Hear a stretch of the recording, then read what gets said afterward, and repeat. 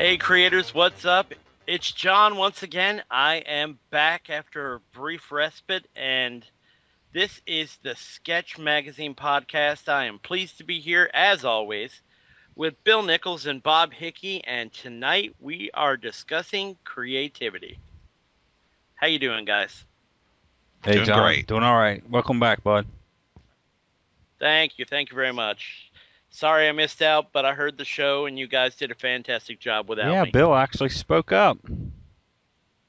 I know it was wacky.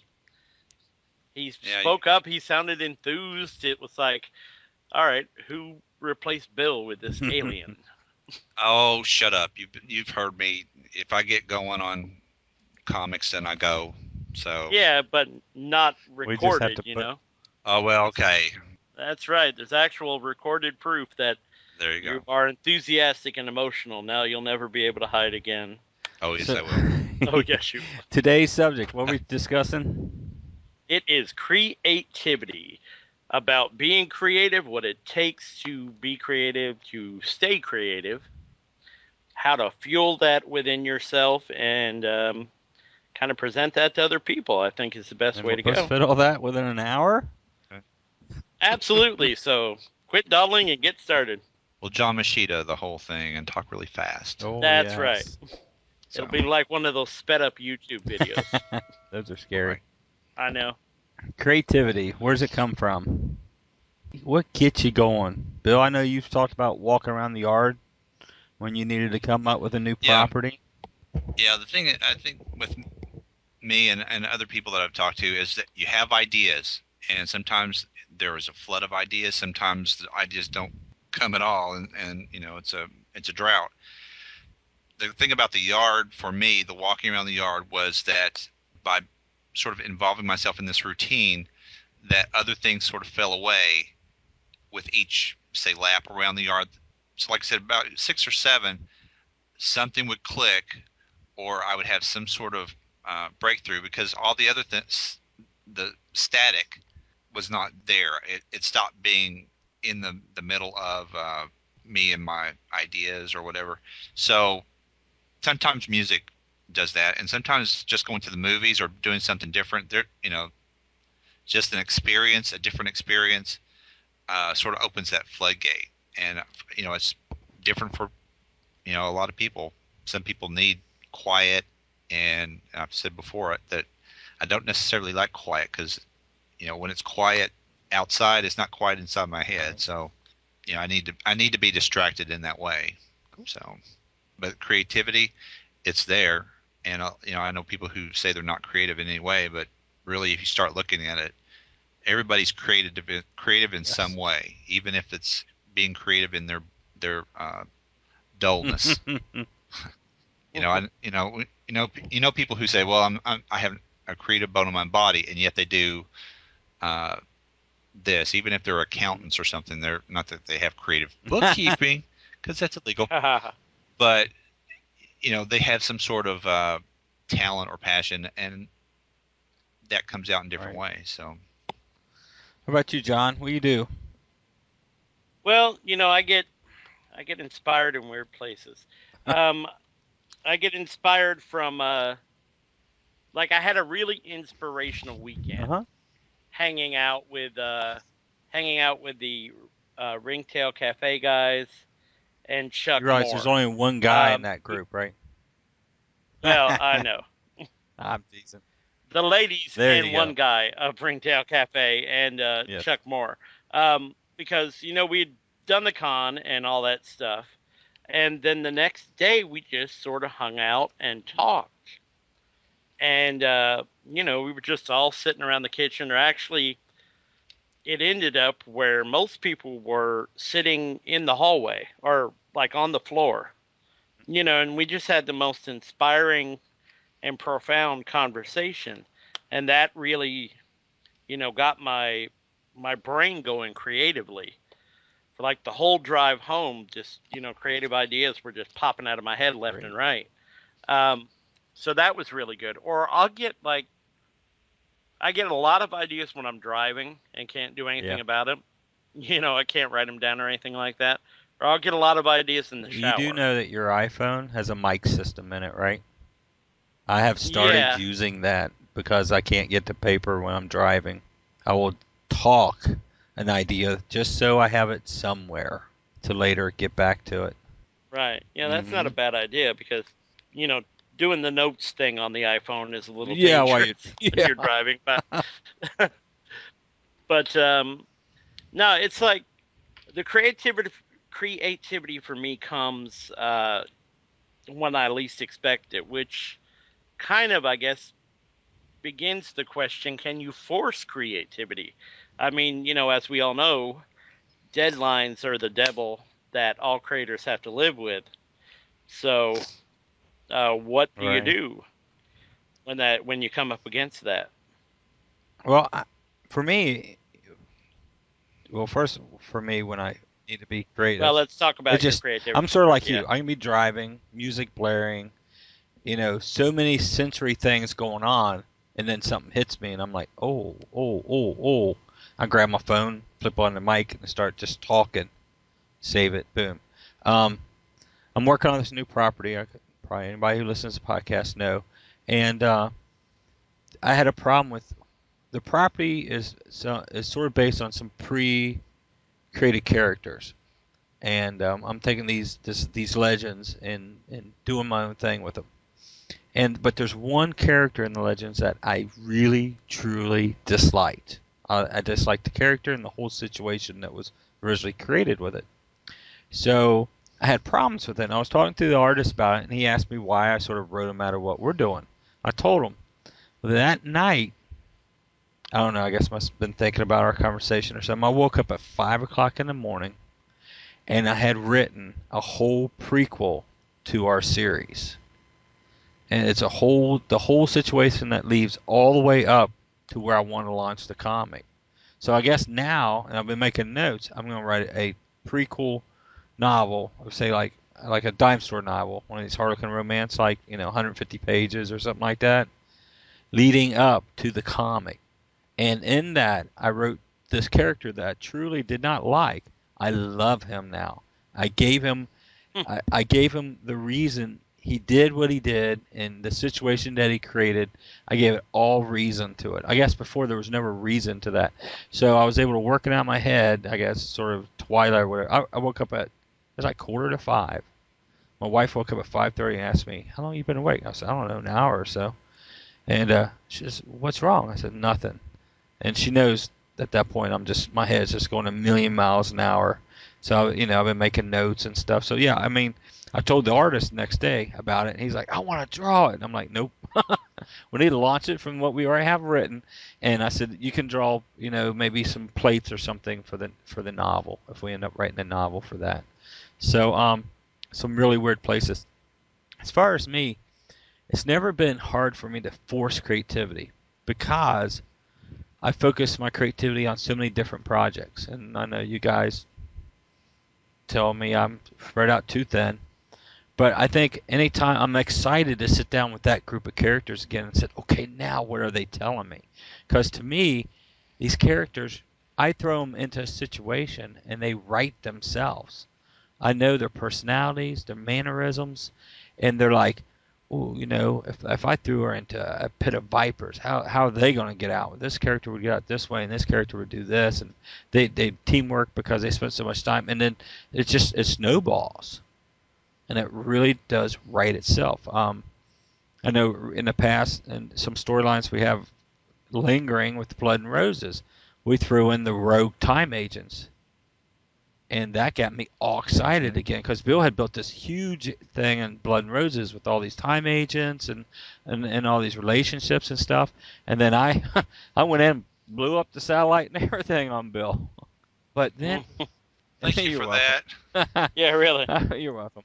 All your work gone But then away. I'm like, oh, what happened to all these time agents that were out on missions?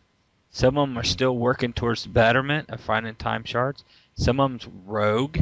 Some of them decided to live within where they got left and try to do better for them. Some of them are bad. So it's sort of like the characters are drawn. So here again, it's writing itself. And I think I've twisted Bill's arm into coming over and picking up the storyline and running with it. No, you didn't twist. You just asked me. I mean, for like I said before, for you to trust somebody else to run with that, like you did with the first Blood and Roses thing I wrote, that's kind of an honor, really, for me to do that. So, because I know how they're your babies. They're that's one of your pet projects, and it always has been. So, like I said, for you to trust me to do that. Well, I'm looking forward to creative. I enjoy working. I enjoy working with you. I enjoy working with the artist, and it's just so. There again, we were talking about creativity. This new project is it's spilling out quicker I could ever write it. So I'm just trying to make some notes.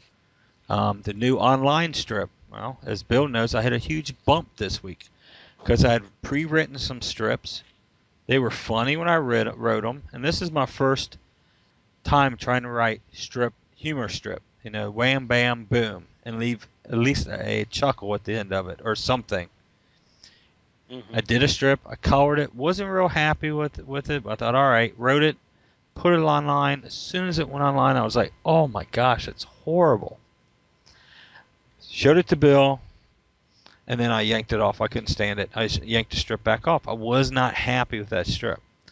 One of the figures need to be retweaked, which Jackie and I worked on today, and then the strip itself needs to be rewritten. So, here's a property that here's a new strip I thought I'd just crank out. They all, a bunch of people would know, do it online, knock it out.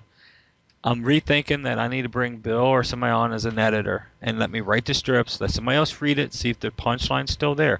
Because even though something happens in real life and it's funny as heck, it may not be as funny once you draw it because the moment's gone. You know what I mean?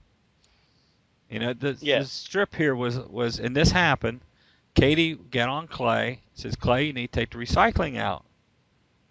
And Luke and I are sitting in there, and we heard from the other room, I'm letting it grow. And it was funny the way he delivered it, I'm like, oh, man, I got to write that down. So I wrote it down. Well, now that's drawn, and I scripted it just as it was done. It's not funny. So, but Bill came up with some ideas how to take that concept and make it funny. So sometimes creative juices are there. But on this project myself, I'm going to bring in an editor from now on to sort of look at and overwrite it. And I think I'll get into the groove of knowing the punchline, but just right now, I think we need some help. But yeah, it's a different discipline. Oh, yeah. Compared to a whole comic. So you got 3 panels or 4 depending, and you're trying to one gag it or one off it in one strip, or sometimes with some strips there's a continuing theme sort of thing. Right. But no, you'll get there. I told you would. You just have to switch gears, and that's what it is. You've got to switch gears. Well, it really is more difficult than some people think. I mean, I did 14 strips of Monkeys Make the Worst Friends, but I wrote myself into a corner. Oh. That's why I killed the strip mostly, was I wrote myself completely into a corner, and then I realized it was becoming less of something I wanted to do and something that I had to do, or I felt obligated to do. And I just thought, well, better to kill it than to have it go completely downhill. Right. Yeah, a project has to be something you want to sit down, and I think I've said this in the past. You've got to do something you want to sit down and be able to do every day. And that's sort of, I'm excited to be back in the creative mode, have the creative time again to do this. And I'm really trying to package myself properties that I could jump on and I can write the Clay's Way strips for a couple of days. I can sit down and work on the Blood and Roses stuff with Bill. We got Yuko coming in October, so I get over there and get to play in the NASCAR area and the, nice. Race Danger. We're gonna move some of that old superhero stuff, not be superheroes like they outgrown it into that strip. So that's gonna be cool. Then we got this new property. I can't wait till I can call it by name, not new property. That I think is going to blow everything out of the water for me. So Right. it's fun, but and I myself I like playing with different areas, and the fun thing about this is I'm setting up different types of properties. We still have a trip for me that if I had to sit down with Bill and write a B&R story, we could sit down and do one in an hour. That's how well I know that character, that world, and everything. Clay's Way is fun. I get handed a lot of those strips here with Clay, Right. but then the new property, it's like, oh, all these new characters starting to build, starting to flush, starting to come around. So it's fun. It's hard not to get distracted on one thing though. That's why I'm trying to. And Yeah. and this is something, do you allot creative time? Do you say, all right, from 8 to 10, I'm going to sit down and be creative? I think you have to. Man, I mean, well, just look at your life. oh yeah, You know, you've got Blue Line, you've got Sketch, you've got Skystorm, just the business portions of right. those. Then you've got trying to get Clay's Way going, trying to get the unnamed project going, trying to get Get some. all the other books going or re-going as the case may be. When do you do stuff for yourself? So I think you have to allot yourself some time or you'll never do That's it. one. You'll talk about it, but you'll Well, never that's one do it. thing I'm running into is how do you balance how do you balance the time for business along with the time with creativity? I can sit down and say, okay, I'm going to work on Clay's Way from 8 to 10 today, and that's what I had originally planned today. Of course, life sort of got in the way at the end of it, but that's all right. I Right. find myself being a writer and an artist is I'm better off if I am sitting here either inking a piece or coloring a piece, thinking about the characters, thinking about stuff, and then off to the side, I'm making notes. So I'm sort of multitasking. I'm writing ideas for gags and ideas for strips and situations, or marketing ideas right now, or merchandising ideas right now um, that we might need off to the side as I'm doing this other work. Um, Right. I'm going to sit down the unnamed property. I wrote the first issue. Actually, I wrote the first issue years ago. I rewrote it recently. I'm going to sit down and write 2 through 4.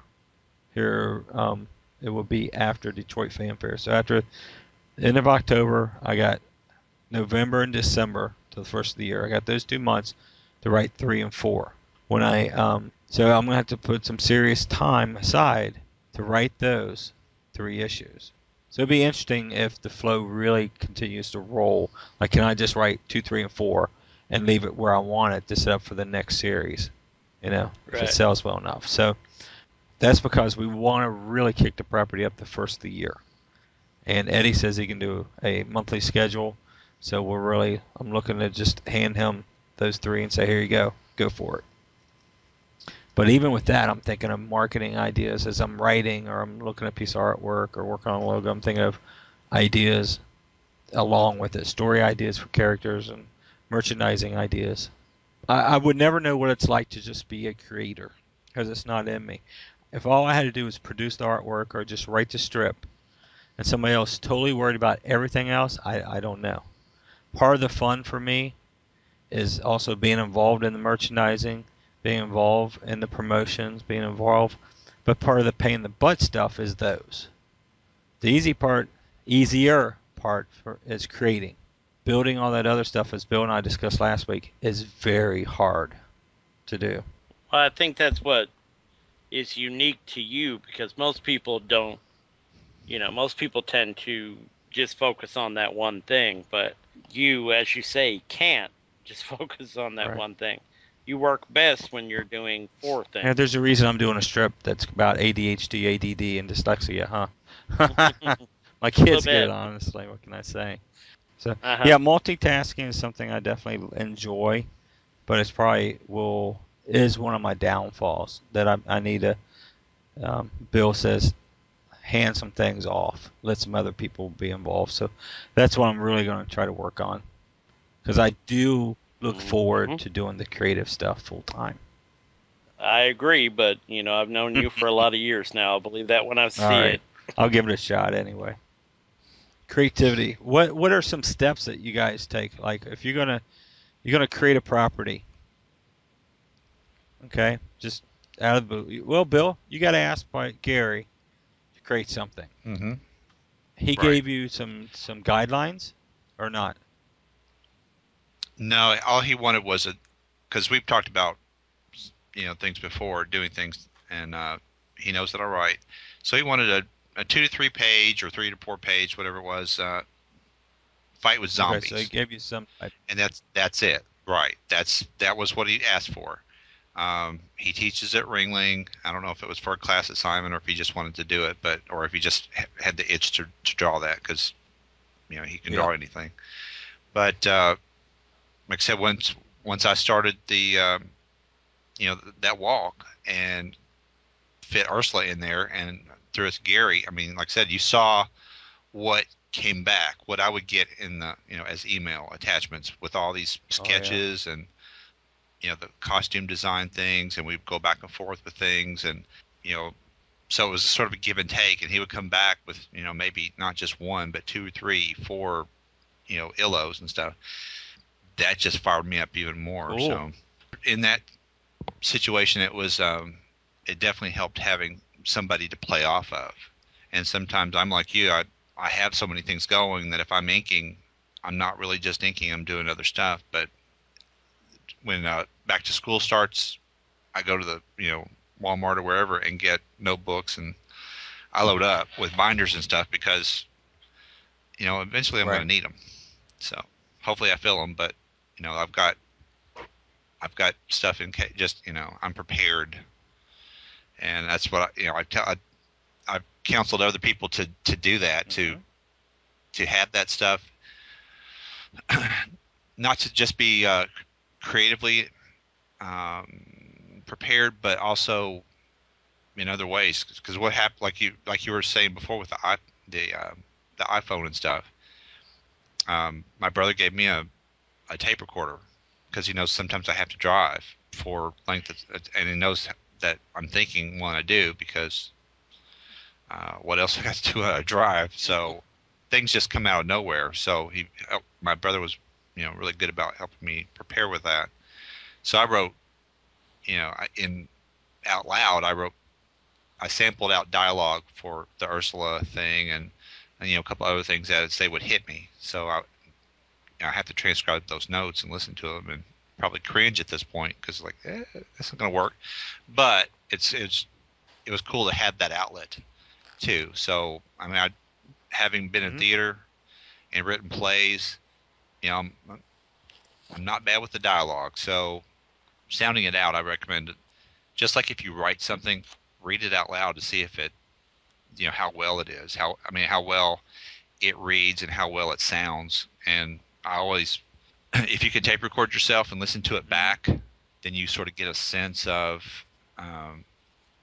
really how it sounds, and then you can try to write that. And if you write a message to somebody these days, a lot of times you have emoticons, with the smiley faces, but as a writer, you deal with bold and italic, in your comic word balloons. So trying to convey what you have to say on a comic book page, because it may read really well in your head, but once you put it down on page, on the page, then it may just be, because what the emphasis may be placed wrong, and someone else may read it a different way, and that always happens. Right. So, for example, one of the things that I do is proofread Maya, the webcomic for Chris Noweth, and he's from Germany and he writes really well. But what I do is I take it into I look at it and turn it into more conversational English. His English is great. It's just contractions and that sort of thing. That for me, that's fun. He calls me an editor, but really it's just being involved in something like that, because I follow the strip and I get to see it for most anybody when he does a new page. That's cool, and that sparks my creativity because it's just cool, and cool things bring that out. And if it's a cool movie or if it's a cool show, if I watch Fringe, it's like, ooh, I love that. And I've been absorbed in Fringe for an hour, and that's sort of like the walk. Being involved in something like that, it takes all those other things that don't really matter, that get in the way, and allows you to focus on one thing. And then all of a sudden, some of these ideas jump back into where they, into the line, into the queue in your head where they need to be. There, see, I just That's ran good. for you. I like the Fringe. I've never watched it. Is it any good? It's Is it? awesome. Bill, or John, you watch it? Yeah. I haven't ever seen it, sadly. I know about it, but I've My never brother seen Mike it. was telling me about the whole alternate universe and all this stuff, Mhm. so I guess I'm gonna have to pick up the series and watch it now. Well, I came into it halfway through the first season, but I guess for some people it's an acquired taste. But once I like it. Like Me it. lucky. I like clever. I respect I do clever too. things that are I don't clever. like when something's handed to me and 10 minutes into it you can go, okay, this is gonna happen. I'm bored, waiting for it to happen. So yeah, to me, I mean, my brother he watched Lost, and to me, Lost was stupid clever. They just changed things to change things, to mess with you. Right. I like, I've never seen yeah, Lost. I watched a couple, Well, and I that mean, was it. it can't. I missed out the first few seasons, and by then it's okay. There's You were too many other lost. things. So That's yeah, what happened to it. If you missed those first two seasons, you didn't know what the heck was going on. You lost that whole connection with those characters. So we started talking about being creative. Okay, let's talk a little bit about when you're building a character. I for some reason talking about Fringe and Lost, and brought up a subject. I was working with Chris Dreyer, and Chris was doing his book Unit Prime, and he gave me the proposal for it at a show several years ago because now he's on his second graphic novel, and I read it, and it's about an alien race, and this big machine comes in, and basically it wipes out worlds. And I was like, I think the problem with this is there's nobody in this story that I can be connected with. There was no, it's hard to connect with aliens. People look different and stuff. right. So he wrote it and put like a humanoid, a human child into it. Well, all of a sudden, that's exactly who you got connected with. And I'm happy to say he showed it to some other big publishers, and they said the same thing. So that was pretty close. So I think when you're being creative, when you're creating stuff, you've got to be careful. You got to be connected and make sure you're setting up situations and you're creating characters that yeah, you're writing this for yourself, but you also wanting to share the story. You've got to create situations and characters that people want to care about. It's like we were talking about Mm-hmm. Lost, and after a couple seasons, Lost sort of wrote themselves out of getting anybody new. Unless you want to sit through 2 or 3 DVD sets to get caught up and get connected with those characters. Because I tried to jump on a couple times and I didn't know these characters. I didn't care why these goofy flashbacks was there and all this, or where this thing was found or whatever. It's like, no, I'm too Right. late. And I didn't care enough to want to go get serious. Now, Fringe, it seems like it has that sci-fi film mystery, keep me on the edge. So I'm really interested in getting those series and giving it a shot because it looks like to me they're being real creative with the writing. And I guess Yeah. that's sort of what we're talking about. Be real creative with the way you present your storyline, your characters, and be creative with the way you put your character in the situations you put them in. Does that make sense? Yeah. Yeah, I think a lot of people um, have this notion that maybe, well, I won't say a lot of people, but I have seen people who think that, some people just don't get it, that, maybe they're the smartest person in the room or whatever. And, that doesn't really Right. work for No. comics. You have to, I'm not saying you have to dumb down your story or you have to, uh, just do what is currently palpable or anything like that. But you do need to realize that you are writing this for other people. You are writing this for a visual medium that a variety of people will look Right. at. So you really have to, there's a fine line between being clever and being quixy, or being, tricky just for the point of being Right. tricky. So that's really something people need to keep in mind when they start creating their Yeah. characters or the situations those characters get in, because certainly we all embrace the suspension of disbelief, but even within the suspension of disbelief there is a fine line.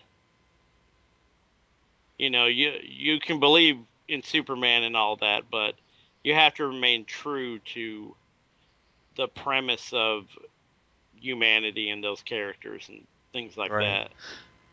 Well, you bring up Superman and the storyline. It's sort of funny. When I owned a store, one of my biggest complaints was when a writer would come on like Superman, and Brian Azzarello did this. It drove me crazy. Here he got handed Jim Lee as an artist, and he took Superman and almost made him a secondary character. Spent more focus on creating all these other characters we didn't know. Hardly even touched on the Lois Lane, Jimmy Olsen, Perry White. Here he has the hottest artist in the industry. He could be creating iconic storylines, adding to the mythos of Superman. And instead he does this off the wall, Phantom Zone, New Zod thing. Yeah, and then even in the storyline, I had this really cool thing with talking to this preacher who was dying of cancer, and his faith in God. And he even took that and twisted the preacher into some war machine thing. I'm like, why? This guy got an opportunity to write mythos, legends in the comic industry, and I don't know if he choked. And maybe he went to DC and says, "Yeah, I'll do it, but I'm going to do this." That was crazy. It was crazy for him. It was crazy for DC to allow it. You had Jim Lee drawing it. This should have been the biggest Superman story ever told. I mean, when Jeff Loebs had Batman and Jim Lee, that was the best Batman story we got handed in years, and still is. Where they created Hush and all that storyline. Right. It's like, wow, this is beautiful. I guess what I'm reaching at is when you get handed a project, look at the characters, whether it's preconceived project or it's your own project, because we've talked about being self-creators basically, working on our own project. But if you get handed your own, Mm-hmm. and now you can take these characters and you can do that and go off on, well, I don't know these characters, but I'm going to add all these and I'm going to focus on these. Or you can take this core group and add to them, build them up, expand upon the stories, throw them in situations. You know these characters. Everybody knows Lois Lane and who she is and how she would react. Everybody knows Jimmy. Everybody knows Perry. Throw them into situations and then let them write themselves out of it or through it. To me, at least that's how I write. I like setting up situations and then, okay, how are they going to get through this? How are they going to get out of this? Because I got to get them back to this point because I got to do another story, When opportunities arises, be as creative as you can, but don't back away from adding to the mythos and histories of pre-built characters. Does that make sense? Well, there in some situations and some I guess guest spots and all that, writers or whoever creators come in with uh, their own slanted view of maybe not so much that character, but the way they write or the way they approach a story and how that grows. Because I haven't read that story. I'm way behind on my comics, but the Jim Lee, the Hush thing, yeah, that's the things I've seen since then still reverberate with that. That still comes up, and I don't know. Sometimes it's easy to believe in your own cleverness.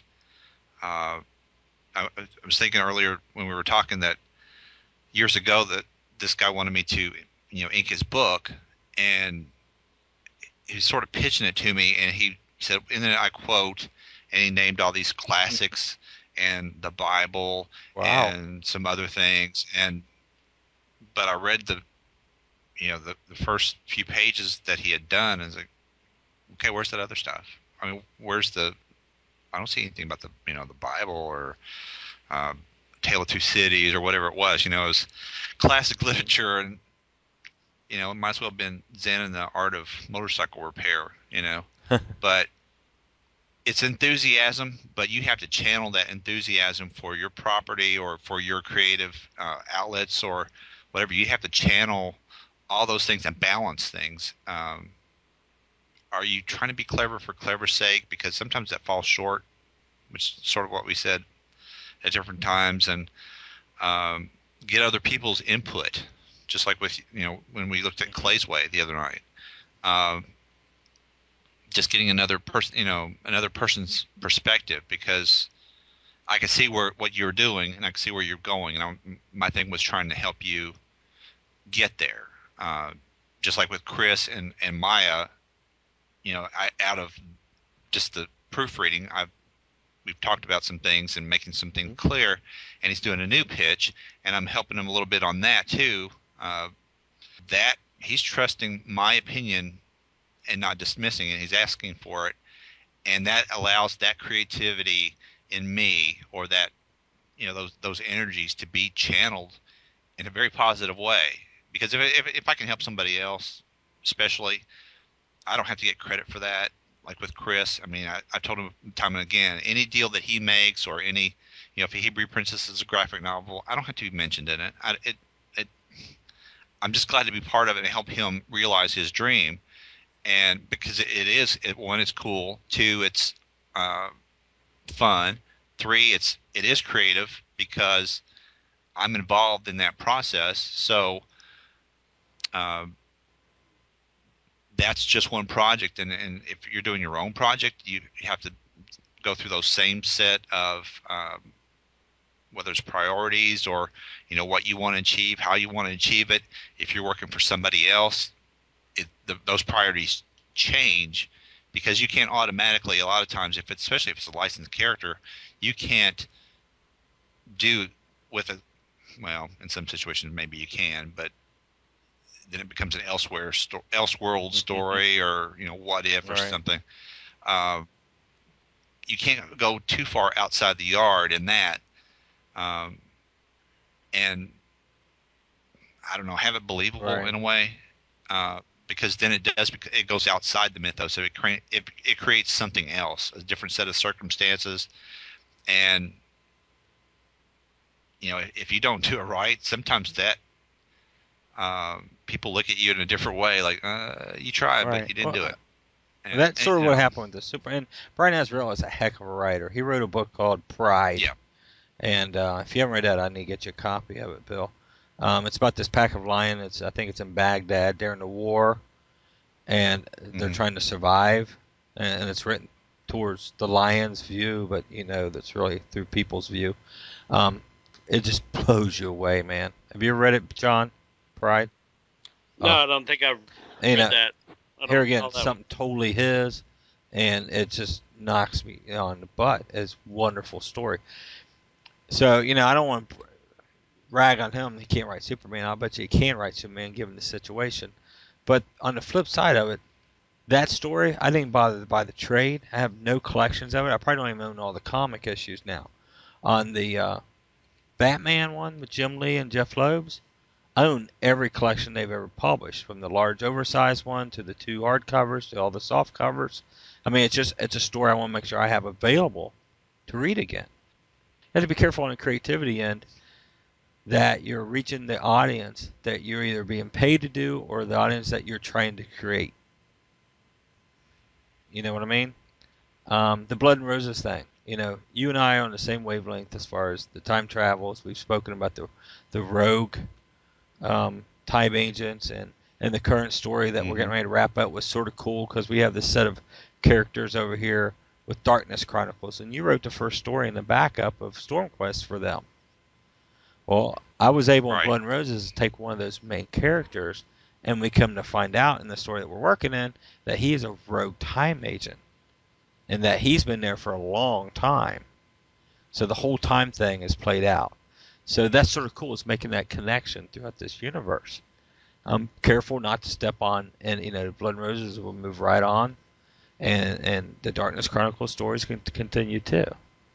But it's sort of cool was when that connection came about, and the story was there. I wanted to write the story and introduce the Darkness Chronicles, and Blood and Roses is great because we can just move them through time. And I'm never one to move them through big events, JFK getting shot or stuff. That's just that's all been done. It's more like create our own big events. And so I knew I would do Darkness Chronicles, and then it's like as I'm writing this, I'm like, whoa. What if Haggard was a time agent who was out on a mission when everything blew up?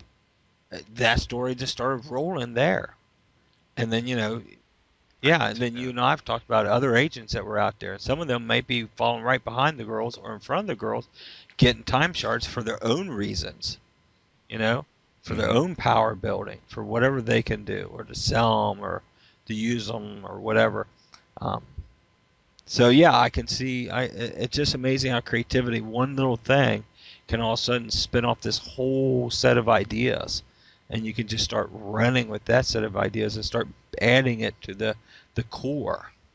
Well, when you gave me years ago when we did, started doing Savage Family, you gave me that pinup, and at some point I gave you back a pinup from one of the artists, and there was a new character in there, but he's actually an old character, and he's like, who's this? It is in the continuity. So, and if with the Savage Family miniseries that I'm writing now, History in the Making, yeah, there's some other people that it sort of brings it full circle for some of them, and sort of relaunches, I guess, in that continuity where they are. So, it just one thing opens, sparks another, and that's cool. That's awesome. And it's an amazing thing, guys. Creativity. You brought up Savage Family, and I was just thinking how maybe we could use a B&R to sort of tie them into this whole same universe. And then it just clicked on me. Wow, what if we did this story? This is the first time I just thought of this. Is if Savage Family is this group of kids and an adult who got trapped back in the past, around prehistoric time, correct? What if B&R shows up, there's a little adventure, something happens, and they can only take one back to their proper time? How do they choose? What is the feelings and the situations of all those characters? Who gets picked? Does any of them go? See, that's how creative works. That just hit me when you started we talking about B&R, we're talking about Savage Family, and we're already working on this Darkness Chronicles and B&R story. All of a sudden, it's like, wow, what if this happened? I mean, this just happened here. I think that would be a cool story, Bill. Well, just think if we ever did the Hell War. Oh my gosh, that would be crazy. Yes. Remember I tied Hell Girl into Savage Family. So yeah. So you're like, oh. Now we'll get it off on the ground one of these days. If not, we got to start writing a lot of novels. Yeah. Yeah, I'm all for that. So am I. We have more abilities to distribute them. So, John, you've been way too quiet. Have you been on another podcast while you've been on ours? No, not at all. It's just, I know. Freaked out that I'm talking. I know. Yeah, there is that. And I know when you all start talking about B&R and Savage Family and stuff, just to sit back and enjoy. Yeah, well, you're going to be editing some of this, so listen up. I'm aware. But, yeah, it's fun. This is all really fun. I'm excited. I'm excited that we get to these podcasts. We get to share. I'm excited to be creative again and writing again. So yeah, it's fun to be creative, and it drives my family wild. My wife, she's one of these that she could be really creative if she gave herself time. She's really a knitter. She loves to read. Unfortunately, with raising the two boys and work, she doesn't get a lot of downtime. When she does, poor girl, she sits down to read and boom, she falls asleep. Boom. But I come up with ideas and spitting stuff out constantly, and then we got Clay. Oh my gosh, that kid is so creative. He'll be bouncing. He's gotten this habit in the past couple of years to bounce a ball. You hear him bouncing a ball down the hallway or in his room, and you'll hear him making sound effects, and he's bouncing the ball. I'll walk in the room. I go, "What world are you on?" And he just looks at me and smiles real big and goes off and does his little. I have no clue where he's at, who he's fighting, what enemies he's taking on, or what, damsels in distress he's saving. But creativity is fun, and seeing it in other people is very fun. I know with Ringtail, we spend as much time sharing ideas and story concepts, and Darren will constantly, hey, have I told you this one? And he'll start spilling out. Those kids have as many concepts as I do, just spewing out of them. I hope they get an opportunity to get a lot of them out, because they got some really great ideas.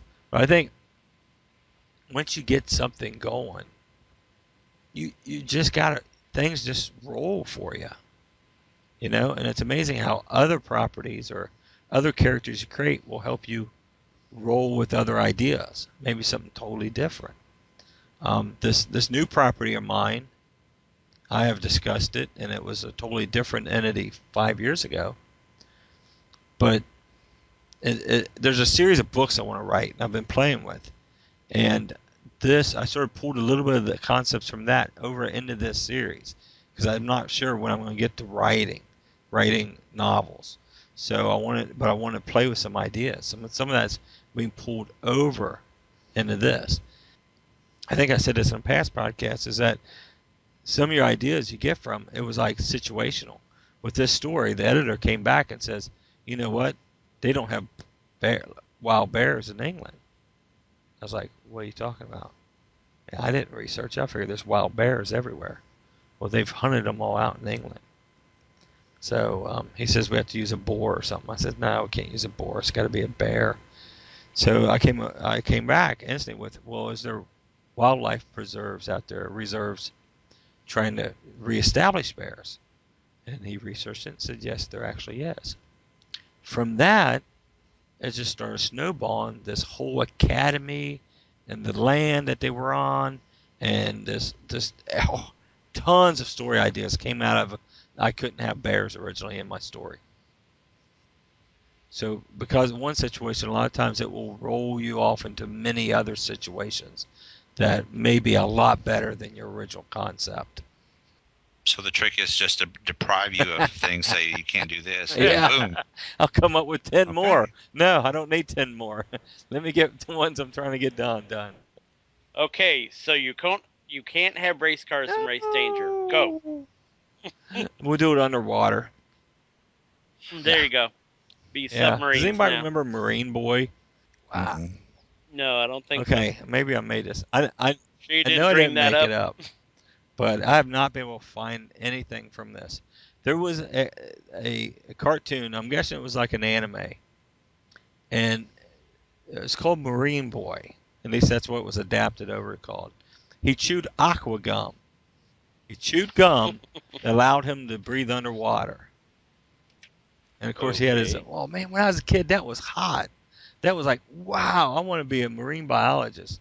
I want to be a marine biologist all the way up until I was in school, and I figured out how much more school I would have to do after high school. And I was like, no, I'm not doing that much more school. But yeah, that was cool. I gotta research that. Somebody out there has. If anybody listening to this, if you know Marine Boy or remember the aqua gum, please drop me an email or drop me something on the boards. I would love to find out more about that. Google it. That's it. Yeah, it's on Wikipedia. It is? Just looked it up. All Yeah. right. It's one of the first color animated cartoons to be dubbed in the U.S. and later in Australia. And See, the you United guys Kingdom. thought I was Yeah. crazy. I'll be No? darned. There's even YouTube videos Is it for it. really? Yeah. Well, the whole gist is that though, it created to me a huge love for underwater. And even though I've never dove, I've never had tanks on my back and dove. I want to someday. I've never had the opportunity to do it. Yeah, I see that on Wikipedia. Awesome. All right, I'm gonna have to dig this up. Um, I'm sure it's like Race Danger when you see, or Race Danger. I'm sure it's like Speed Racer. Later on, when you see it, you go, "Where'd that monkey come from?" Wow. You don't Yeah. remember the Mhm. monkey, Chim Chim. So where'd he come from? Um, but yeah, it inspired me to do a lot of underwater stuff as a kid, as writing and creating cartoons and stuff because I got inspiration from that. All right, so I think we've really, really put creativity to the task. Anything else you guys think we can add to it? No, I mean we. I mean, really, you have to be creative in your. Like I said, everybody is creative in some way, and it's really about channeling what you do or being able to uh, get done what you want to get done. You know, if it's a certain thing that inspires you, like for me, like I said, it was either the walk or doing, going to the movies sometimes. Sometimes, especially if I was in a writer's block or just something, I just that energy that you get from going to a movie. Um, looking at your process or how you do things, then that just being creative and what that entails for you, and then put it to use, and then do stuff. If it's writing or drawing Marine Boy, or some kid chewing aqua gum, or a tree climbing boy, he chews tree sap, or some he climbs like a monkey. Wait a minute, copyright Bill Nichols. And 2010. And but if you do those creative things, um, do what it takes to get your stuff out there and to get it down, and maybe you don't do anything with it right today, but don't stop yourself from being creative or think that you aren't or sell yourself short, um, because like I said, everyone is creative in some way, and I respect clever. I've read some things that other people go, you know what, it's a silly little idea, but I see clever in some things. And I, to me, like Calvin and Hobbes, or some of the comics like Funky Winker Bean, or any comic strip, tying that up in that limited space, that's clever. And it doesn't matter if it's Beetle Bailey or Mary Worth or any of those. You've got to do that day after day after day, and that's clever. And uh, I don't know, just be creative and do it. Like Nike, Just do do it. it. Cool. So Got anything to add, John? I think Bill pretty much covered He's it. been talky tonight. I know Wow. what's up with that. Um, Honestly, if you're an artist, draw every day. If you're a writer, try to write something every day. If you're a colorist, get out your crayons. Yeah, Whatever. Photoshop. Just do something. Even if it isn't necessarily for publication, even if it's just for fun. Whatever. Just keep your. You know, you have to cultivate creativity the same way you cultivate anything else that you want to grow. It's something you have to keep at and nurture and give it time to really become something. You can't expect to be fantastic right off the bat. And if you are fantastic, you can't expect to always be fantastic. There will be times that stuff isn't going to happen Yeah. for you. And you just have to remember that and not see that as a complete failing of your entire career, but just a momentary setback, and do what you can to reignite the passion that got you into this in the first place. Right. yeah, you have to be careful that fun doesn't become work. Yeah. Yes. Just be fun. Just settle for being fun. The work will come, but Work doesn't have to be a chore. We'll say substitute that chore. Yeah. You know, I love to read, but if I have to read for school, like back in college, that was a chore. Yeah. Didn't matter if it was something I really liked. If I had to read a graphic novel, it probably would have been a chore too. Just the whole mindset's different. Right. So change your Yes. mindset. Yeah, and I think that if you, I mean, of course, this is a business, and we all want to make money Hey, at I've it, been but trying to stay away from that on this one. yeah, no, I agree. But it's a business, and we all want to make money. But my theory has always been, if you do something you really love, if you throw all your passion into it, and you throw all your efforts into it, money will pop up. Money will eventually come your way Mm-hmm. if you dedicate yourself enough to your Right. passions.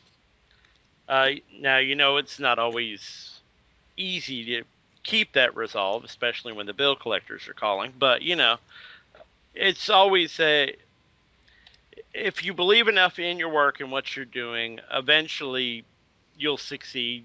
In some cases, despite Right. yourself. Well, I think a play upon that is you can't just sit back either.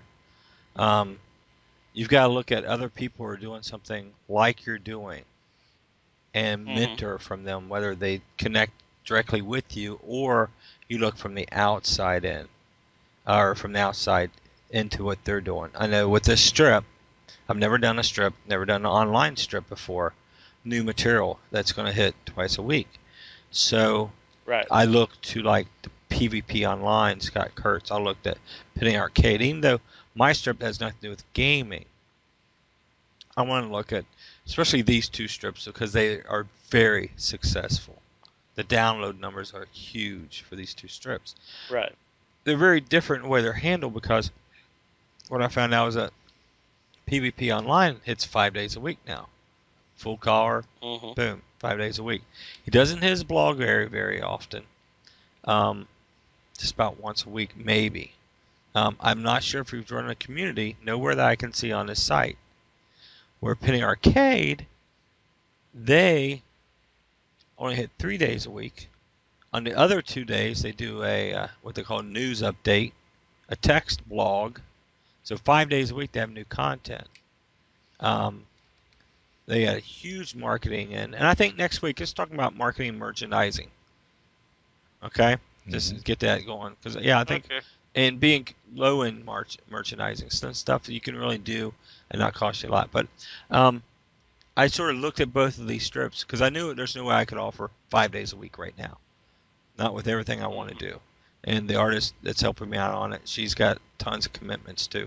So really, we spend one day, not even one day, we spend maybe 4 hours one day working on the strip as far as penciling and producing the strips, and then I go and clean it all up, ink it all up, color it, do it. So I looked at these two strips and tried to come up with a format. I used them as a sort of mentor off of them, and try to come up with a format that would work. That I think, okay, I can do this and this, and possibly build that readership.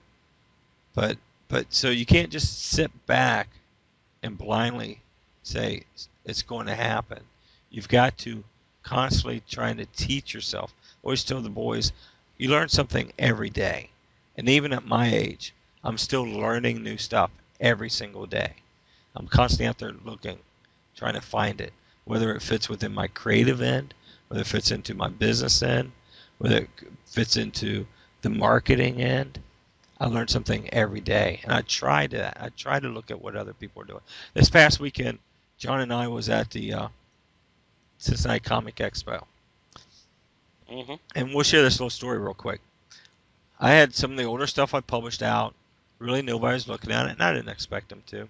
I was sitting there working on Claysway.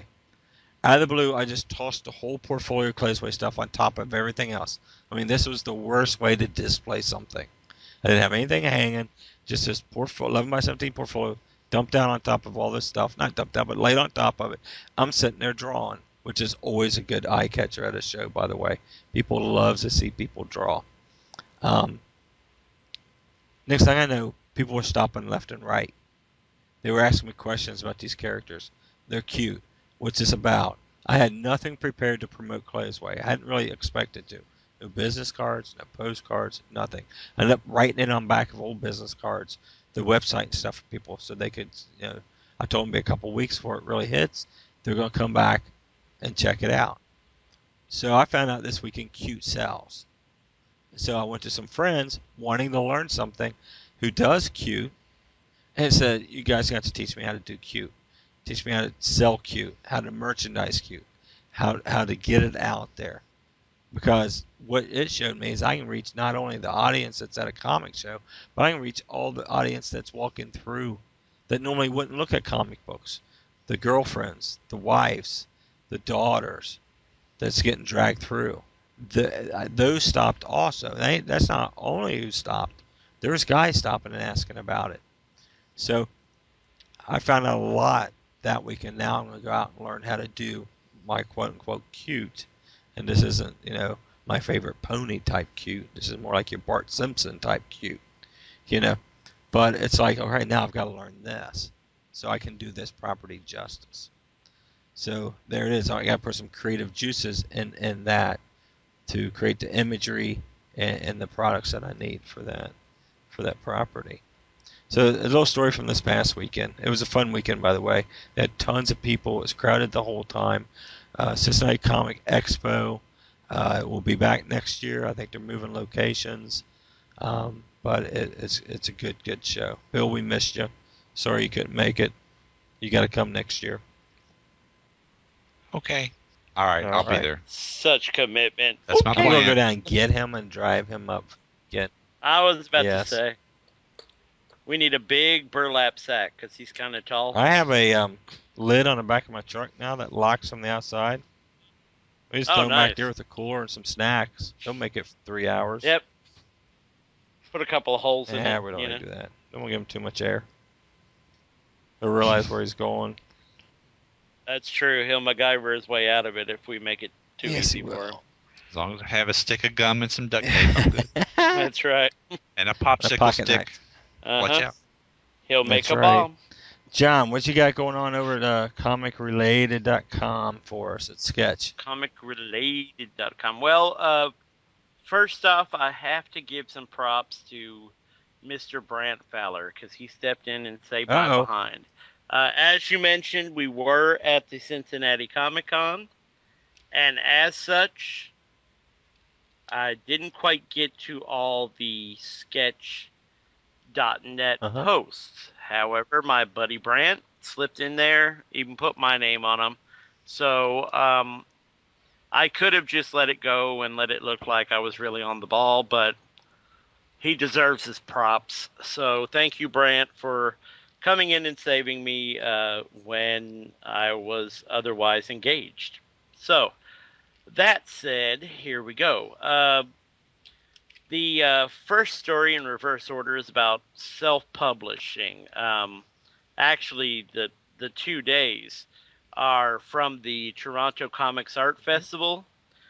This first one is about self-publishing. 3 independent publishers are interviewed, and they talk about their work and why they chose to self-publish, or why, in fact, they prefer self-publishing, because one had published with a larger company and found the process distasteful. So there is that, and then the one after that, or before that, depending on which way you like time to flow, is about webcomics, surprisingly enough. You mentioned Clay's Way. I mentioned my old webcomic, of course. There are 2 webcomics that play regularly. Did you watch this video here? I did. Is that actually Ramon really good. Perez? It is Oh, Ramon my gosh. Perez. If anybody who doesn't know Perez's artwork, he does a book called Kookaburra. It's one of the several that he does. Is that right? Yeah. Am I saying it right?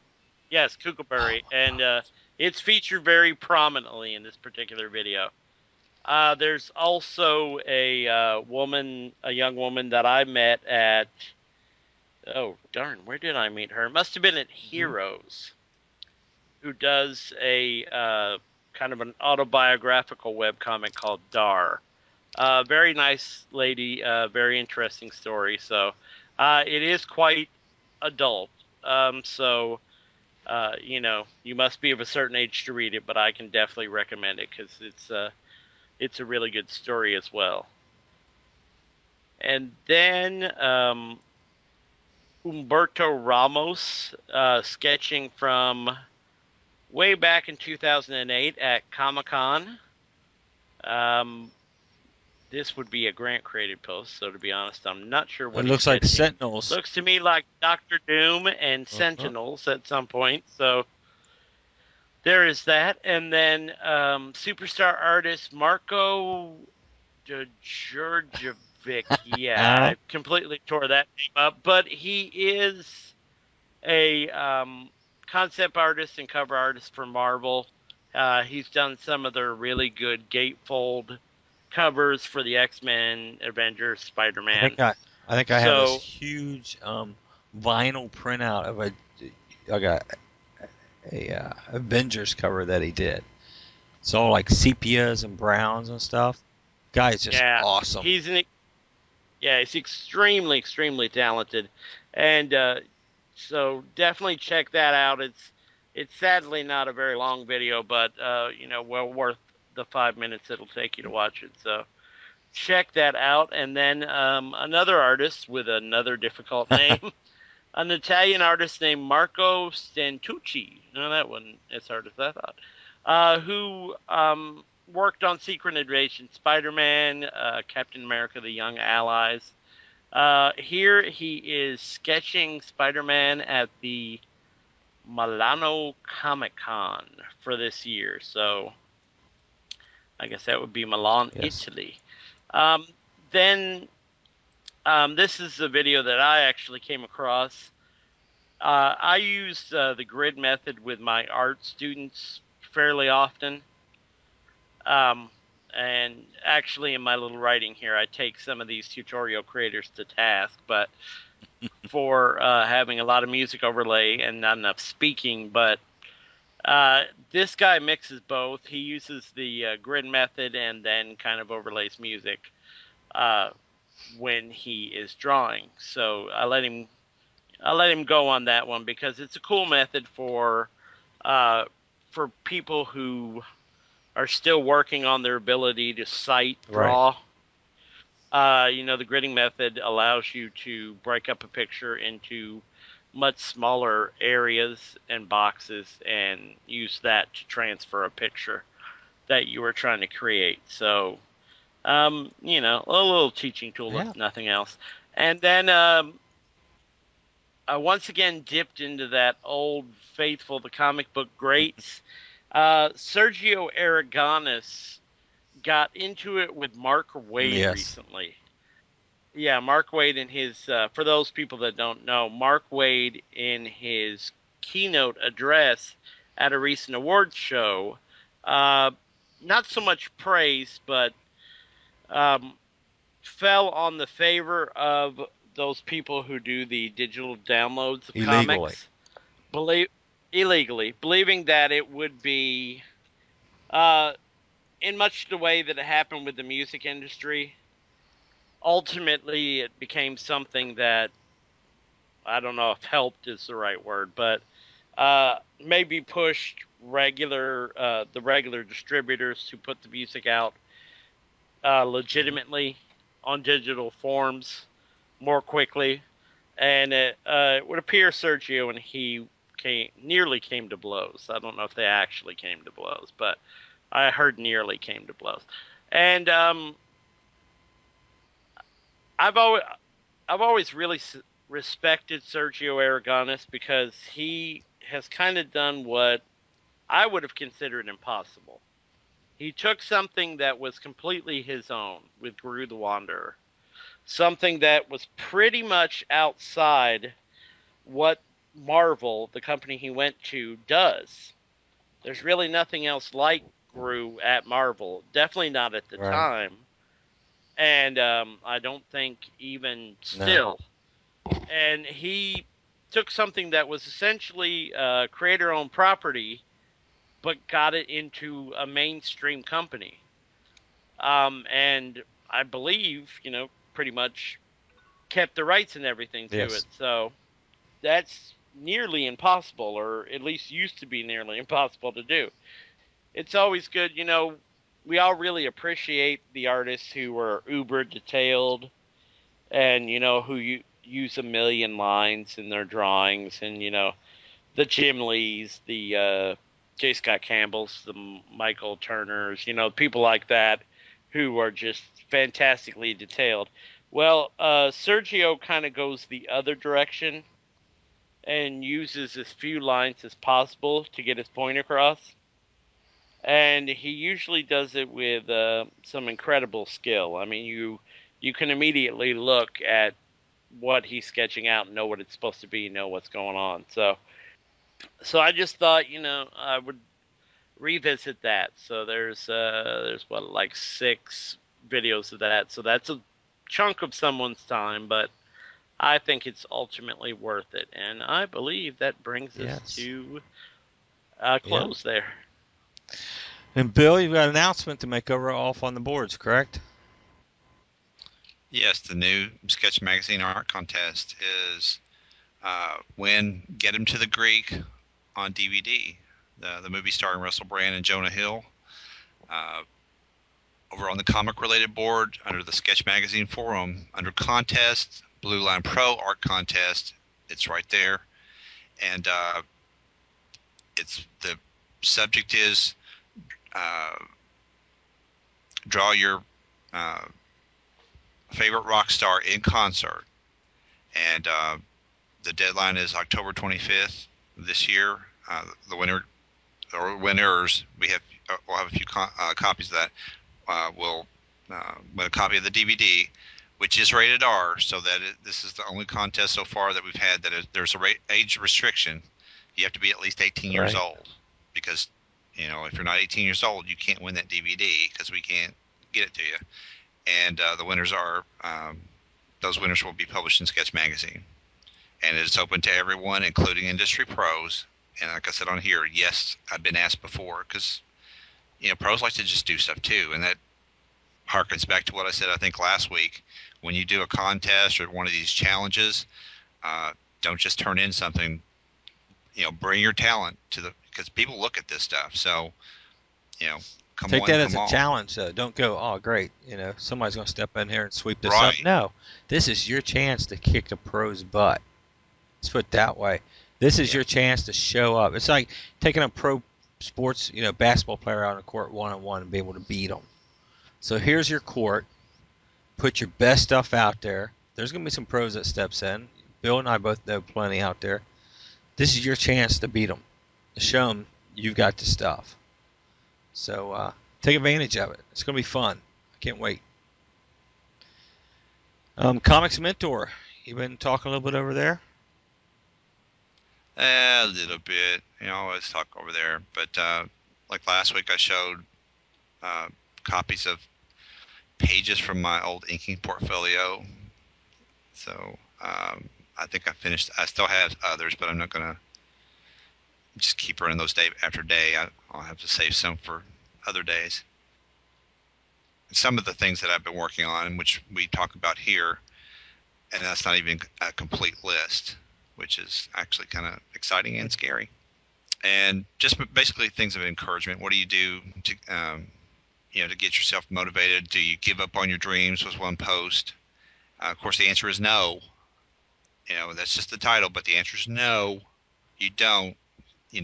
Be realistic, but dream. Don't be afraid to dream, and don't be afraid to live, the most full life that you can within all that. So I got to stop because I'll go on for another. Go to comicmentor.com. Find out more. Correct. Right. Let's see. I've got an announcement that within 9 podcasts, guys, we've had over 2,000 downloads. Woohoo! Within posting 9 on Monday, by Monday night, we had broken over 2,000 downloads. So I'm impressed. I'm blown away. And I really appreciate everyone who's listened to this, everyone who gives us encouragement, especially everyone who sends us concepts and ideas to talk about, so that we can, like Bill and I was told it's like 30 jobs out here. Send us what you want to hear so we can keep these going. Feed us more questions and ideas, and we'll be happy to talk about our experiences and bring in other people. We're still working on the interview podcast, but it's just like right now, day jobs running into it. We will get it together. I'm touring the next couple months to the end of October, and then I'll probably won't do anything till spring. So I think a lot will happen within that time stretch. Should be able to get the interview podcast cranking like this one. But yeah, 2,000 downloads. Thank you. I was blown away when I checked the numbers and they popped up. So I see Blue Line's still cranking out stuff. I'm working on Sketch Magazine. Please be patient. This magazine in print is cursed. That's all I can say. But we're working very hard on it. It's day in, day out. I'm working on it. I should not be this hard. So I'm also trying to fix that. So I need to update sketchmagazine.net with a few items. I did update it a little bit with some new buttons and stuff, some links. So that's it. Where can they find you, John? Well, as always, you can find me at john@sketchmagazine.net and john@comicrelated.com. And please send your emails. Not only let us know what you want to hear, but let us know what you want to see on Sketch Magazine on Comic Related. And, challenge us. We love to hear that we're doing a great job. But we also like to be challenged. We also like you to take us to task if you think we've said something you don't necessarily agree with. So, utilize that email. Yes. Bill? Well, you can find me at comicsmentor.com. You can also find me on the Comic Related forum. I definitely do stuff on the Sketch Magazine part of it, but I'm there. If you need to email me, it's comicsmentor@gmail.com. If you have a pressing question, or if you need us to talk about something, if it's something that you need in your comics creating life, I mean, that's what we're here for. Both in the magazine and online, in print, digitally, electronically, email-y, whatever. Let us know. Email-y. Hey, copyright Bill Nichols, 2010. It's my word. And you can have it. You can find me over at bluelinepro.com. Also at sketchmagazine.net. You can email me at bob@bluelinepro.com, or you can send all three of us an email at podcast@sketchmagazine.net. That goes to all three of us. We all three get the email. We discuss it, and we bring it up for the podcast. So really, that's it, guys. Nice talking to you. But I think I'm going to go off and do something creative. I got some inking to do here. Me too. And put the young one to bed and whip out the dip pens and the brushes and see what happens. What you guys? Sounds like a plan. All right. See ya. Bye. Take care, everyone.